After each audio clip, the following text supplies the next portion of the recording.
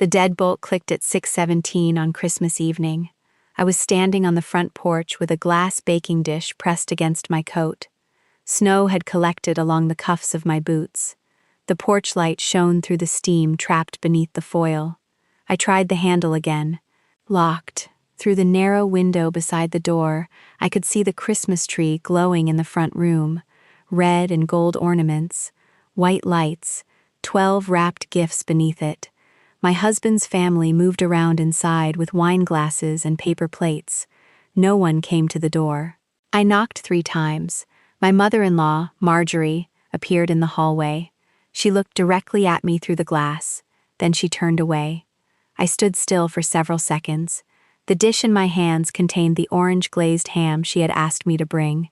It had taken 4 hours. I had driven 28 miles through freezing rain with it secured inside a cardboard box on the passenger side floor. I knocked again. This time my husband, Nolan, came into view. He stopped beside his mother. Marjorie said something to him. Nolan rubbed the back of his neck. He looked toward the door, but not at my face. Then he walked into the kitchen. That was when I understood the lock was not an accident. I placed the baking dish on the wicker bench beside the door. I took out my phone and checked the family message thread. The last message was from Marjorie at 4:42. Dinner at 6. Please do not be late again. I had arrived at 6:11, 6 minutes early. I called Nolan. I watched his phone light up on the kitchen counter through the window. He let it ring. I called again. This time he picked it up. He did not say hello. He said his mother needed one peaceful Christmas. I looked through the window at the dining room table. There were 9 place settings. Nolan's sister Tessa sat beside her husband. Marjorie's brother and his wife were already eating rolls from a basket. At the far end of the table, the chair that had been mine for the past 6 Christmases was gone. I asked Nolan whether he had known about this. He said, "Not exactly." That meant yes. I asked him to open the door. He said it would only make things worse. The cold pressed through the knees of my trousers. A line of melted snow slid down the back of my neck. I said, "Worse for whom?" He was quiet. Then Marjorie's voice came through the phone from somewhere near him. She said I had made every family gathering about myself for long enough. She said tonight was for blood family. I had never raised my voice at one of their gatherings. I had never left early. I had never refused a request. I had spent the previous Christmas washing every serving dish while Marjorie and Tessa opened a second bottle of wine. The Christmas before that, I had slept in a chair beside Nolan's father during his final week in the hospital so Marjorie could go home and rest. Blood family. I looked at the brass number fixed beside the door. I knew every inch of that house. Not because I had married into the family. Because I owned it. Nolan had never known. Marjorie had never known. 3 years earlier, the house had nearly been lost. Nolan's father, Wallace, had handled the family finances. After he became ill, invoices began arriving in stacks. Medical bills, property taxes, a second mortgage Marjorie claimed she knew nothing about. The house had belonged to Wallace's parents before him. Marjorie spoke about it as if the foundation contained family blood. She told everyone it would pass to Nolan one day. What she did not tell them was that the bank had scheduled a foreclosure sale. I found out because I worked as a title examiner. My job was to study ownership records, liens, easements, unpaid taxes, and old claims before property changed hands. I spent my days reading documents other people ignored. 3 weeks after Wallace died, I saw the property address in a legal notice while reviewing the county's weekly foreclosure filings, 1847 Bellwether Lane. The balance due was $286,400. Marjorie had 72 hours before the reinstatement deadline. I called Nolan that afternoon. He said his mother was handling it.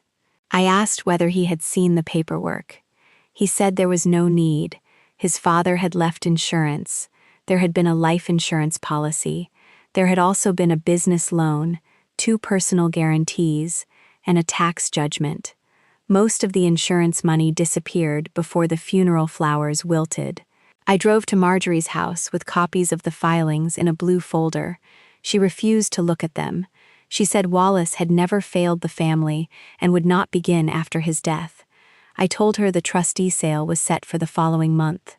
She told me not to upset Nolan with paperwork I did not understand. I understood every line. The loan servicer agreed to postpone the sale for 30 days if the arrears were paid. Marjorie did not have the money. Nolan had less than $9,000 in savings. Tessa had recently bought a new kitchen and said her funds were tied up. I had inherited money from my grandmother. I had kept it in a separate account since I was 24. It was enough for a down payment, but not enough to rescue Marjorie, while leaving the debt in her name. I offered another solution. I would purchase the property at its appraised value through a private sale. The mortgage, tax judgment, and overdue utilities would be paid at closing. Marjorie could remain in the home under a lifetime occupancy agreement for $1 a year, provided she maintained insurance and did not intentionally damage the property. She would never have to move. Nolan would not have to take on debt. The house would remain connected to the family. Marjorie refused. Then the foreclosure notice was taped to the front door. 2 days later, she agreed. She insisted on one condition. Nolan and Tessa were not to be told. She said she could not bear for her children to know their father had left the house buried under debt. I did not like the secrecy. I told her it would cause trouble later. She said the truth would destroy Wallace's memory. I gave in because she was grieving, because Nolan was grieving, and because I believed protecting the house would make us more like family. The closing took place on March 14th at 10:30 in a conference room above a pharmacy. Marjorie signed the deed. I signed the mortgage. The settlement agent recorded everything that afternoon. The house became mine. I paid the mortgage every month from an account in my name. I paid the insurance when Marjorie forgot. I replaced the furnace after it failed during a cold snap. I paid $13,800 for a new roof after wind tore shingles from the west side. Marjorie told Nolan that Wallace's life insurance had covered those things. I said nothing. For 3 years, I let her keep the story she wanted. Standing outside that locked door, I understood what my silence had purchased. Not gratitude. Permission. Permission for Marjorie to speak to me as if I were temporary. Permission for Nolan to stand beside her and let it happen. I asked him once more whether he was going to open the door. He said I should go home, calm down, and let everyone enjoy the night. Home. I looked past him at the staircase I had paid to recarpet. I looked at the kitchen archway repaired after a pipe burst behind the wall. I said, I am home. Nolan exhaled sharply. He said this was exactly what his mother meant. I always had to make a point. I told him I would not knock again. Then I ended the call. I carried the ham back to my car and placed it on the rear floorboard. I did not cry until I was sitting behind the steering wheel. It lasted less than a minute. My hands shook. My chest tightened. I pressed both palms against the wheel and counted the stitches in the leather. 32 across the top section. 28 along the left. Counting details had always steadied me. Documents did not care who was liked more. Records did not change because someone found the truth embarrassing. A deed meant what it said. At 6:24, I opened the secure folder on my phone. The deed was there, so was the occupancy agreement.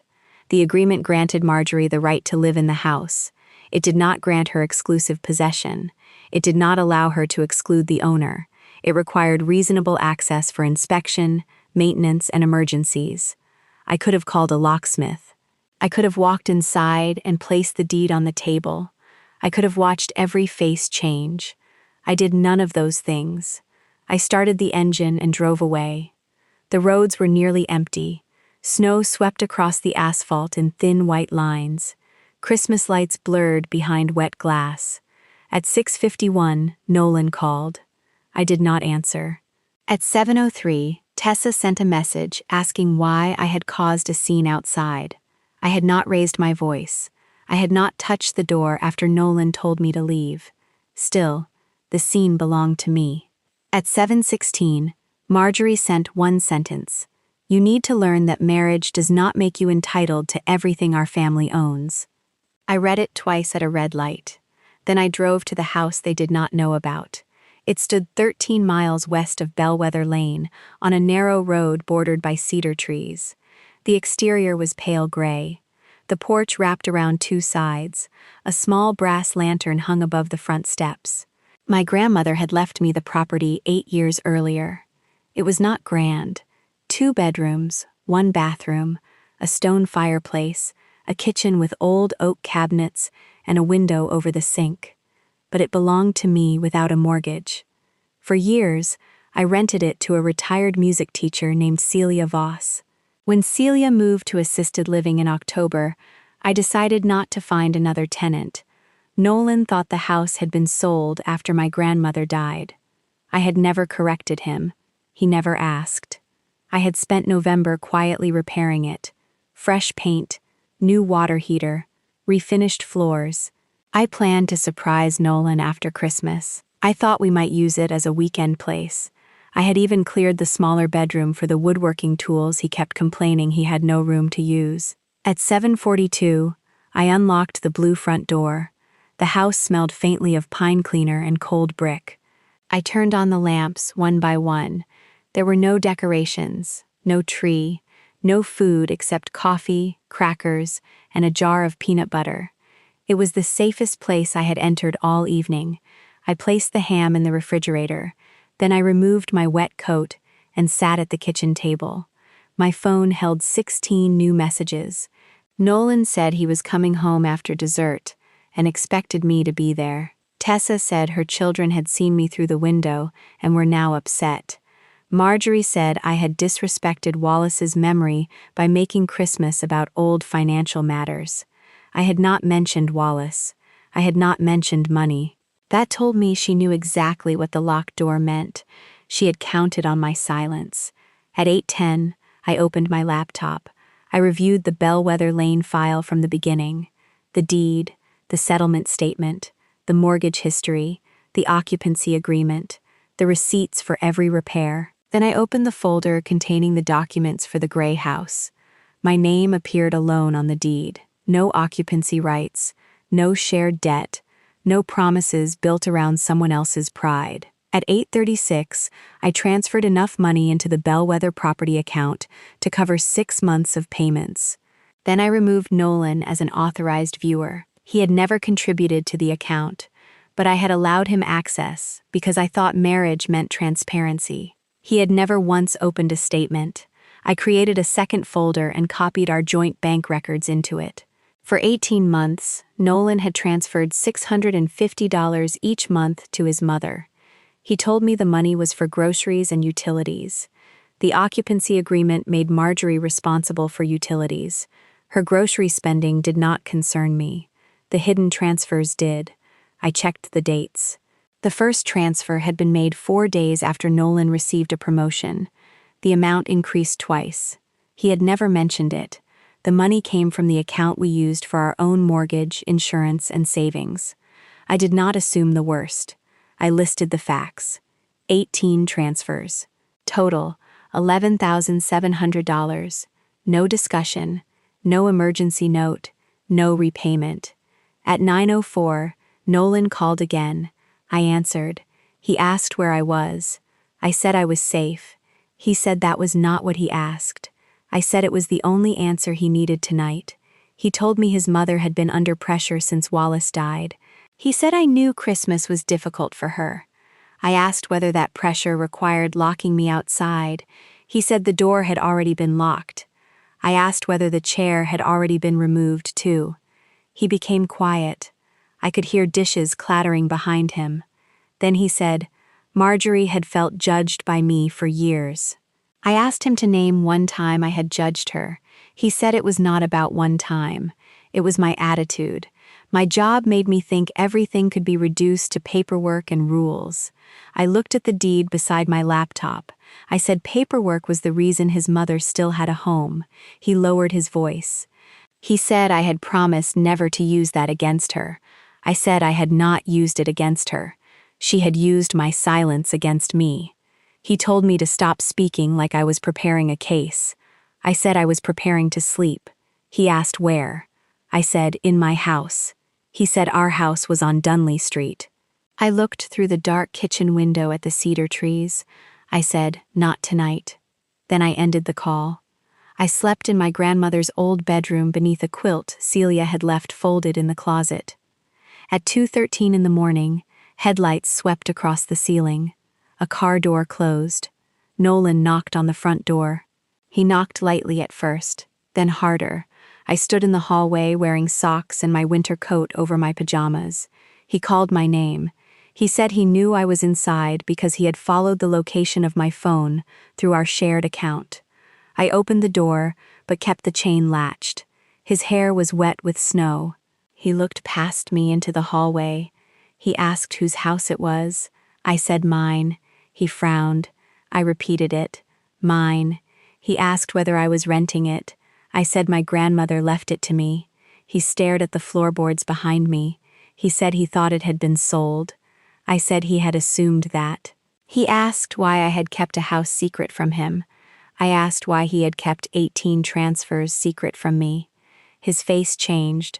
The snow gathered on the shoulders of his coat. He said his mother needed help. I said I would have understood help. I did not understand secrecy. He said I had secrets too. I nodded. I said yes. The difference is that my house never took money from you. He pressed his hand against the door. Not hard, just enough to make the chain tighten. He said we needed to talk inside. I said not tonight. He reminded me that he was my husband.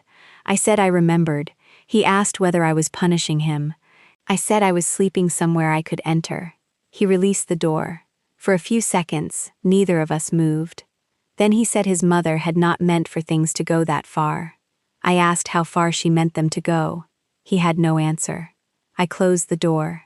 The chain slid loose against the wood. The next morning was December 26. At 7:30, I made coffee in a small metal pot I found above the stove. I ate 2 slices of ham standing at the kitchen counter. At 8:05, I called a family law attorney named Inez Calder. I did not call to file for divorce. I called to understand the property boundaries I had failed to maintain. Inez reviewed the deeds and account records that afternoon. She confirmed the gray house was my separate property. Bellwether Lane was also titled solely in my name, though the mortgage payments made during marriage might require accounting if Nolan ever made a claim. He had not made them. She advised me to document every expense and communicate with Marjorie in writing. At 3:20, I sent Marjorie an email. I did not threaten eviction. Her occupancy agreement protected her. I did not demand an apology. I stated that because she had denied me access to property I owned, all future communication about the house would be written. I would conduct a condition inspection on January 3rd at 10, in accordance with the agreement. A property manager would attend with me. I also informed her that future repairs would require written requests and supporting photographs, except in emergencies. She responded 11 minutes later. She said I was cruel. Then she said the house belonged to her family regardless of what a piece of paper claimed. I saved the email. Nolan came to the gray house that evening. This time, I let him inside. He walked through each room slowly. He stopped in the smaller bedroom when he saw the workbench I had assembled for him. His name was written on a paper label taped to a box of new carving tools. He touched the label with one finger. I told him the house had been intended as a Christmas surprise. He sat on the edge of the workbench. He said he had ruined everything. I said he had made a choice. He said his mother had called him that morning and told him I was trying to take her home. I told him I had done the opposite.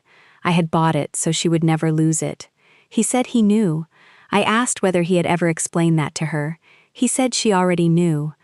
I said knowing privately and respecting it publicly were different things. He rubbed both hands over his face. Then he told me what had happened before I arrived on Christmas. Marjorie had set 9 places. Tessa asked why there was no chair for me. Marjorie said I would not be staying. Nolan argued for less than a minute. Marjorie began crying. She said I controlled the family because I owned the house, and that every holiday felt like borrowed time. Nolan told her I had never behaved that way. Marjorie said my silence was worse. It made her feel watched. Then she told Nolan he had to choose whether Christmas belonged to his mother or his wife. He chose not to choose. He stayed at the table. That was still a choice.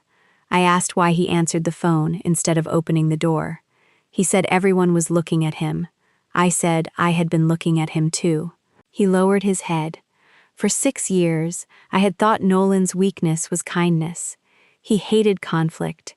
He tried to soften every disagreement. He apologized even when he did not know what he had done.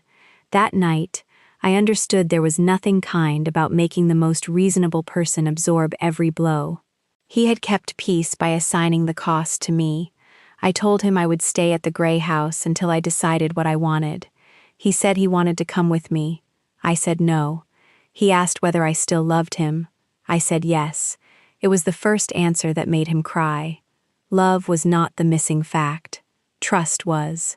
On January 3rd, I arrived at Bellwether Lane at 9:58 with a property manager named Dorian Pike. Marjorie opened the door before I knocked. She wore Wallace's old gray cardigan. Her mouth was pressed into a straight line. She said strangers were not welcome. I told her Dorian was there as my representative. She stepped aside. The Christmas tree was still up. The presents were gone. The wicker bench on the porch was empty. My baking dish sat on the kitchen counter, clean and uncovered. We inspected the roof access, furnace, basement walls, plumbing, and smoke detectors. Dorian photographed water staining beneath an upstairs window and noted 2 missing handrail brackets on the basement stairs. Marjorie followed us from room to room. Near the dining table, she said I had embarrassed her in front of her own daughter. I said I had not discussed the ownership with Tessa. She said Nolan had. That surprised me. After Christmas, Nolan had told Tessa everything: the foreclosure, the sale, the occupancy agreement, the repairs, the mortgage. Tessa had assumed their mother owned the home outright. She had also assumed Nolan paid for the furnace and roof. Marjorie had allowed both beliefs to stand. I did not correct the past. Nolan did. Marjorie said Tessa had not called in 4 days. I said I was sorry to hear that. She looked at me sharply, as if she expected satisfaction. There was none. Losing control of a false story was consequence enough. When the inspection ended, Dorian walked outside to take exterior photographs. Marjorie and I stood alone in the front room, the tree lights reflected in the window between us. She said Wallace would have hated what I had done. I asked which part: saving the house, paying the debt, letting her live there, or arriving for Christmas dinner. Her expression tightened. She said I had always wanted credit. I looked around the room. There was no photograph of me anywhere. There were family portraits of Nolan and Tessa as children, wedding photographs, school pictures, Wallace beside a fishing boat. I had attended birthdays, funerals, hospital appointments, and 6 Christmas dinners in that house. I had never noticed my absence from the walls. I said no. I wanted a place at the table. She said marriage did not make me her daughter. I said I knew that now. Then I walked out through the door she had locked against me. I did not remove Marjorie from the house. I did not sell it. I hired Dorian's company to manage it. Repair requests went through an online portal. Inspections were scheduled formally. Mortgage and insurance records remained separate. The arrangement cost me $145 a month. It was worth more than that. Nolan began therapy in January. He moved into a furnished apartment near his office instead of returning to Dunley Street. He said he needed to learn how to make decisions before asking me to trust them. I stayed in the Gray House. For the first time in years, I heard my own routines clearly. Coffee at 7, work by 8, a walk at 5:30, dinner at the small kitchen table, no messages carried between mother and wife, no request translated into obligation, no family emergency that turned out to be a preference. In February, Nolan repaid half of the money he had transferred from our joint account. He used his annual bonus. He set up a plan for the rest. I did not ask him to cut off his mother. I asked him to stop using our marriage to hide his choices. He agreed. Agreement was easy. Consistency took longer. Tessa called me in March. She said she had believed the house would someday belong equally to her and Nolan. I told her Marjorie's occupancy lasted for life, but the property would not pass automatically to either of them. She asked what I planned to do with it. I said I had no plan yet. She said that felt unfair. I asked which part. She did not answer immediately. Then she said she had built expectations around something she never owned. I said so had Marjorie. Tessa apologized for accusing me of causing a scene. I accepted. We did not become close. We became accurate. By summer, Nolan and I began meeting twice a week, sometimes at a cafe, sometimes on the porch of the gray house. He did not move back in. He rebuilt the loose railing along the side steps and replaced 2 warped porch boards. He never touched the workbench in the spare room. He said he wanted to earn the invitation. On the first cold evening of December, almost a year after the lockout, Nolan came by with a cardboard box. Inside was a small artificial tree, 2 strings of warm lights, and 6 wooden ornaments he had carved in his apartment. One was shaped like a house, not Bellwether Lane, the gray house. He had carved the porch, the chimney, and the narrow kitchen window. On the back, he had burned a date into the wood. December 25th. I asked why he chose that date. He said it was the night I finally entered my own home. We placed the tree beside the stone fireplace. On Christmas morning, snow covered the cedar branches and softened the road beyond the porch. Nolan arrived at 10 with coffee and a loaf of cinnamon bread. He stood outside after knocking. He did not test the handle. I opened the door. That evening, I received one message from Marjorie. It said the furnace was making a clicking sound. I forwarded it to the property manager. Then I turned my phone face down. Nolan and I ate dinner at the oak table. 2 plates, 2 glasses, no missing chair. Afterward, I stepped onto the porch with the small wooden ornament in my hand. The brass key was warm in my pocket. Behind me, light filled every window of the home they had never known was mine. This time, the door remained open,